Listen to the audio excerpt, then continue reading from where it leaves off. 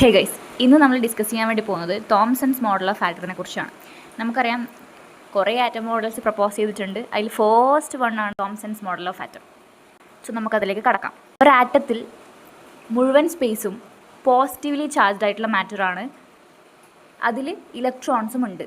അതായത് positively charged ആയിട്ടുള്ള പാർട്ടിക്കിൾസും ഉണ്ട്, അതുപോലെ തന്നെ നെഗറ്റീവ്ലി ചാർജ്ഡ് ആയിട്ടുള്ള പാർട്ടിക്കിൾസ് ആയിട്ടുള്ള ഇലക്ട്രോൺസും ഉണ്ട് ആറ്റത്തിനുള്ളിൽ എന്ന് അദ്ദേഹം പറഞ്ഞു. ആ പോസിറ്റീവ്ലി ചാർജ്ഡ് ആയിട്ടുള്ള മാറ്റർ ആറ്റം മുഴുവൻ സ്പ്രെഡ് ചെയ്ത് കിടക്കുന്നതാണ്. പോസിറ്റീവ്ലി ചാർജ്ഡ് മാറ്റർ ആറ്റം മുഴുവൻ ഉള്ളതാണ്. പക്ഷേ നെഗറ്റീവ്ലി ചാർജ്ഡ് മാറ്റർ ആയിട്ടുള്ള ഇലക്ട്രോൺസ് ഈ പോസിറ്റീവ്ലി ചാർജ്ഡ് മാറ്ററിൽ ഓരോരോ സ്ഥലത്ത് മാത്രം കാണപ്പെടുന്നു. അതായത് negatively charged electrons are embedded on positively charged matter എന്നാണ് അദ്ദേഹം പറഞ്ഞിട്ടുള്ളത്. നമുക്ക് ഈ മോഡലിനെ റൈസിൻ പുഡിംഗ് മോഡൽ എന്നും പറയാം, വാട്ടർമെലൺ മോഡൽ എന്നും പറയാം, പ്ലം പുഡിംഗ് മോഡൽ എന്നും ഒക്കെ പറയാം. ഇവിടെ പ്ലം പുഡിംഗ് മോഡലിന് എഴുതിയിട്ടില്ല. Plum pudding model, raisin pudding model and watermelon model എന്നും പറയും. കാരണം എന്താ, ഈ റൈസിൻ പുഡിംഗ് മോഡൽ എന്ന് വെച്ചാൽ പുഡിങ്ങിൻ്റെ മുകളിൽ മുന്തിരിയൊക്കെ ഇടുന്ന രീതിയാണെന്നില്ല നിങ്ങൾ. റൈസിൻസ് ഇടക്കിടക്ക് മാത്രമേ വരുന്നുള്ളൂ.